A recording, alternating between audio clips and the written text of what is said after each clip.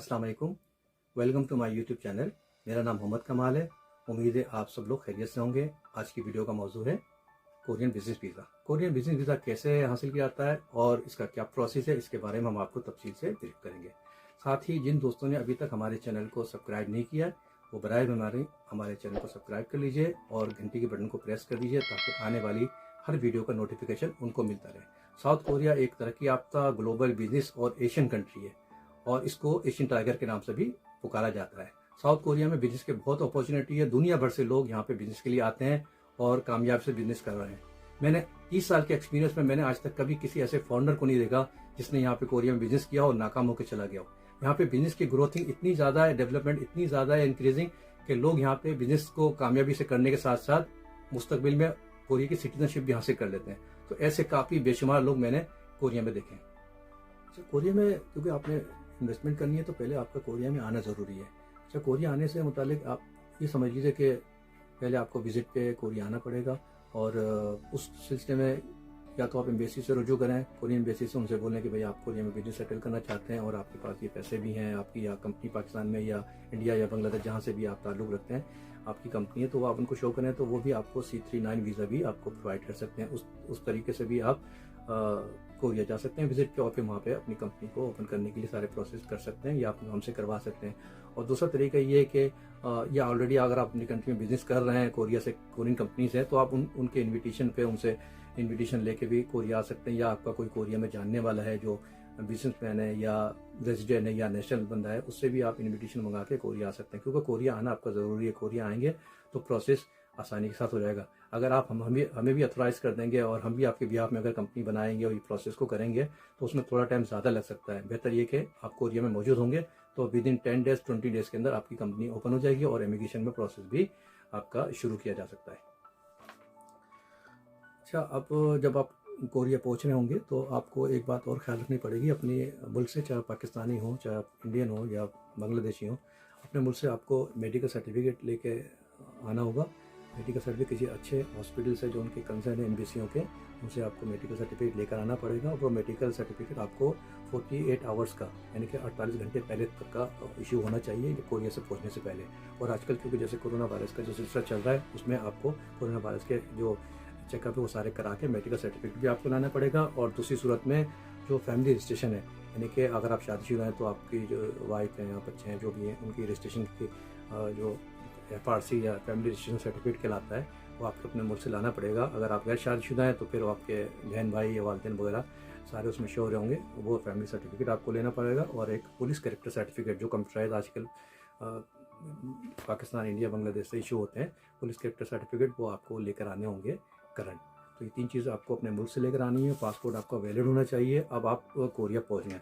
Korea पहुँचने पे आपको कंपनी खोलने के लिए $1,00,000 यानी $1,00,000 अपनी कंपनी में आप इन्वेस्ट करेंगे तो आपकी कंपनी ओपन हो जाएगी। तो ये उसमें एक बात और वाज़ेह आप समझ लीजिए कि अगर एक शख्स आके, एक सिंगल कोई भी शख्स आके यहाँ पे कंपनी खोलता है तो उसको $1,00,000 इन्वेस्ट करने पड़ते हैं। तो वो उसकी जो कंपनी होगी वो सिंगल कंपनी होगी और उसके लिए उसको $1,00,000 इन्वेस्ट करने पड़ेंगे। तो उसको D8 वीज़ा दिया जाएगा। D8 वीज़े का मकसद है कि ये सिंगल मतलब है लिमिटेड कंपनी है, फ़र्द वाहिद की ना।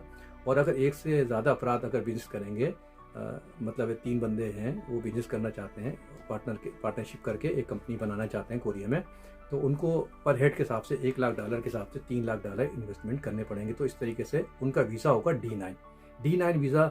निशानी है कि एक से ज़्यादा लोग पार्टनरशिप के साथ एक बिज़नेस करते हैं कंपनी में तो उनको D9 वीज़ा दिया जाता है। ये प्रोसेस है। अच्छा, कुछ साल पहले तक तो काफ़ी छूट थी कोरिया में बिजनेस वीज़ा के लिए। उस वक्त इनकी जो लिमिट थी वो $50,000 थी, यानी $50,000 ला के आप अपनी कंपनी को इन्वेस्ट करें तो आपकी कंपनी ओपन हो जाती थी और आसानी के साथ वीज़ा भी इशू रहता था। लेकिन अब कानून में काफ़ी तब्दीली आ गई है और इमिग्रेशन काफ़ी स्ट्रिक्ट हो गई है। अब ये काफ़ी पूछगछ करते हैं। मतलब है आप $1,00,000 आप इन्वेस्ट करेंगे तो ये आपसे पूछेंगे ये पैसे आए कहाँ से। तो बेहतर ये कि आप पैसे आपके होने चाहिए, या तो आप पाकिस्तानी या इंडियन या बांग्लादेशी जहाँ से भी आपका ताल्लुक़ है आपकी कंट्री से ही पैसे ट्रांसफ़र होने चाहिए, आपके अकाउंट से ट्रांसफ़र होने चाहिए। कोरिया आपका जो अकाउंट खोलेगा ताकि ये पता चल जाएगा कि आपके पैसे हैं, या आपकी फैमिली मेम्बर यानी आपकी मिसेज, आपके बच्चे, आपके वालिदैन, आपके बहन भाई वो लोग आपको पैसे भेज रहे हो $1,00,000, तो वो भी मतलब है काबिल कबूल होगा। वरना किसी थर्ड पर्सन से अगर आप पैसे मंगाएंगे तो इमिग्रेशन उसको एक्सेप्ट नहीं करती है। वो कहती है कि ये बिज़नेस शुरू कर रहे हैं, इसमें आपके पैसे होने चाहिए। लेकिन बाद में अगर आप बिज़नेस ओपन कर लेते हैं और वो ग्रोथ करते हैं, उसके बाद आप किसी से भी पैसे लेते हैं और बिज़नेस में इंटर करते हैं और बिज़नेस करते हैं, उससे कोई पूछगछ नहीं है। लेकिन शुरू में बिज़नेस ओपन करने के लिए $1,00,000 आपके होने चाहिए। लिहाजा अगर आप किसी से लेते भी हैं तो इस तरह लीजिए कि पहले आप अपनी कंट्री में उसको इंटर करें अपने अकाउंट्स में, फिर वहाँ से कोरियर जो अकाउंट बनेगा आपका उसमें ट्रांसफ़र कराएं, ताकि शो हो कि आप ही सेंडर हैं या आपकी फैमिली सेंडर है। इस तरीके से वो कोई इमिग्रेशन कोई ऑब्जेक्शन नहीं करेगी और आसानी के साथ आपको वीज़ा मिल सकेगा। अच्छा, अब कंपनी ओपन करने का प्रोसेस शुरू करते हैं। उसके लिए सबसे पहले आपको कोरिया के बैंक सारे अथोराइज हैं इन्वेस्टमेंट के लिए। आप किसी भी बैंक को भी चॉइस कर सकते हैं, लेकिन हमारी लॉ कंपनी जब ये प्रोसेस करती है कंपनी मैनेज के लिए, तो फिर वो शिनन बैंक को या केबी बैंक को तरजीह देती है। हमें उनकी सर्विस बहुत ज़्यादा पसंद है, लेकिन आपको मर्ज़ी है कि आप किसी भी बैंक से भी इन्वेस्टमेंट के लिए अप्लाई कर सकते हैं। वो सारे बैंक ये सर्विसेज प्रोवाइड करते हैं। तो आप बैंक चले जाएँ, वहाँ पे आप उनको बोलें कि आप इन्वेस्ट करना चाहते हैं कोरिया में, तो फिर वो आपका डॉलर अकाउंट फौरी बना देंगे। डॉलर अकाउंट आपको 10 मिनट के अंदर बना देंगे। अब ये आपकी मर्ज़ी है कि इसको फौरी फॉरवर्ड करें अपनी कंट्री में और वहाँ से पैसे ट्रांसफ़र कराएं, क्योंकि $1,00,000 आपकी कंपनी में आने ज़रूरी हैं। अभी ये आपके पर्सनल नाम पे अकाउंट खोला है डॉलर का। जब आपके पैसे आ जाएंगे $1,00,000, तो फिर वो आपकी जो कंपनी बनने जा रही है, ये पैसे फिर उसमें ट्रांसफ़र करने पड़ेंगे आपको ना। तो उसमें ट्रांसफ़र होने के बाद फिर ये वर्किंग में आएंगे।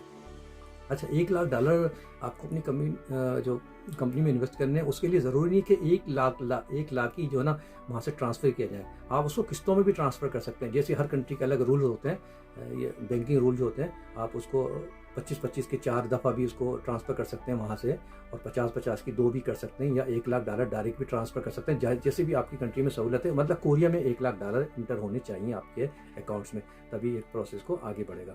अब कंपनी का डॉलर अकाउंट बन गया आपका। अब आप इसको फॉरवर्ड करें और पैसे वहाँ से ट्रांसफ़र कराएं। और अगर आप दस्ती लेकर आ चुके हैं कोरिया में $1,00,000, तो फिर आपको वो ये इस ट्रांसफ़र कराने पड़ेंगे अपने इस अकाउंट में वो $1,00,000, और आपको क्लियरेंस भी आपको शो करना पड़ेगा कि कोरियन एयरपोर्ट से आप किस तरह इंटर हुए हैं, ये पैसे लेके वहाँ का क्लियरेंस भी आपको शो करना पड़ेगा। और अपनी कंट्री से जब आउट हुए थे तो वहाँ से भी शो करना पड़ेगा आपको कि भाई ये पैसे मैं अपनी कंट्री से लेकर आउट हुआ था, ये वहाँ का कस्टम क्लियरेंस है, वो भी शो करना पड़ेगा, वरना ये पैसे एक्सेप्ट नहीं करेंगे। अब डॉलर अकाउंट आपका बन गया। अब आप इसका दूसरा स्टेप है आपको कॉन्ट्रैक्ट की कॉपियाँ चाहिए, यानी कि 2 आपको कॉन्ट्रैक्ट चाहिए। एक आपको रिहाइश के लिए एकोमोडेशन, और दूसरा ऑफिस। 2 आपको रेंट पे लेने पड़ेंगे। ये आप इस पे, और अच्छा, इमिग्रेशन की कोई इस पे ऑब्जेक्शन नहीं है कि आप कितने का लें। ये आपकी मर्ज़ी है, आपकी हैसियत है कि आप महंगा से महंगा ऑफिस लें, सस्ते सस्ता लें, इसमें कोई ज़रूरी नहीं है। ये आपकी मर्ज़ी है। अच्छा, नॉर्मली कोरिया क्योंकि एक्सपेंडिचर कंट्री है, इसके एक्सपेंडिचर में आपको सिंपली बताता चलूँ। ऑफिस लेने के लिए आपको $250 से लेके $500 रेंट पे आपको ऑफिस मिल जाएगा। रिहाइश भी इसी तरीके से 2 कमरों के रिहाइश, किचन, बाथरूम, वो भी $250 से लेके $500 तक नॉर्मली आपको मिल जाएगा, जिससे आपका अच्छा खासा गुजारा हो जाएगा। तो ये 2 कॉन्ट्रैक्ट आपको चाहिए। और क्योंकि आपको कॉन्ट्रैक्ट की कॉपियाँ लेनी है, तो ये खाली रेंट पे नहीं मिलते, एडवांस भी इसके कुछ होते हैं। तो एडवांस नॉर्मली $1,000 से लेके $5,000 की आपको रिहाइश मिलेगी, क्योंकि दोनों को अलग अलग लेना है आपने। ये नहीं हो सकता कि एक घर ले लिया आपने, इसी में ऑफिस खोल लिया, इसी में आप रिहाइश कर लिया, इसको एक्सेप्ट नहीं है, दोनों अलग अलग होंगे। तो लिहाजा $250 से लेके $500 का आप रूम ले लेंगे, 2 रूम, जिसमें आप सेटल हो जाएंगे। और एक ऑफिस के लिए आप लेंगे $250 से लेके $500 के अंदर आपको मंथली रेंट पे एक ऑफिस मिल जाएगा। और इसका एडवांस भी $1,000 से लेके $5,000 इसका एडवांस होगा। दोनों का तकरीबन इतना ही मिल जाएगा। बाकी इससे महंगे तो और बहुत मिल जाएंगे आपको, लेकिन इससे सस्ता मेरे ख्याल आपको नहीं मिल पाएगा। ये नॉर्मली मैं आपको रेट बता रहा हूँ। ये दोनों आपके होने के बाद फिर आपने अपनी कंपनी को रजिस्टर्ड करना है। आपने कोई भी नाम तजवीज़ किया होगा अपनी, जो भी आपने कंपनी खोलनी है, तो आप रजिस्ट्रेशन ऑफिस है, हर शहर के अंदर मौजूद है। आप उस सिटी में जाएंगे और वो वहाँ पे रजिस्ट्रेशन के लिए अपनी कंपनी के लिए अप्लाई करेंगे। लेकिन ये उस वक्त होगा जब आपके $1,00,000 आपके डॉलर अकाउंट आ चुके होंगे पैसे ना। जब हो जाएगा तभी आपकी रजिस्ट्रेशन बढ़ सकती है, वरना जब तक पैसे नहीं आएंगे रजिस्ट्रेशन आपकी कंपनी की नहीं हो सकती।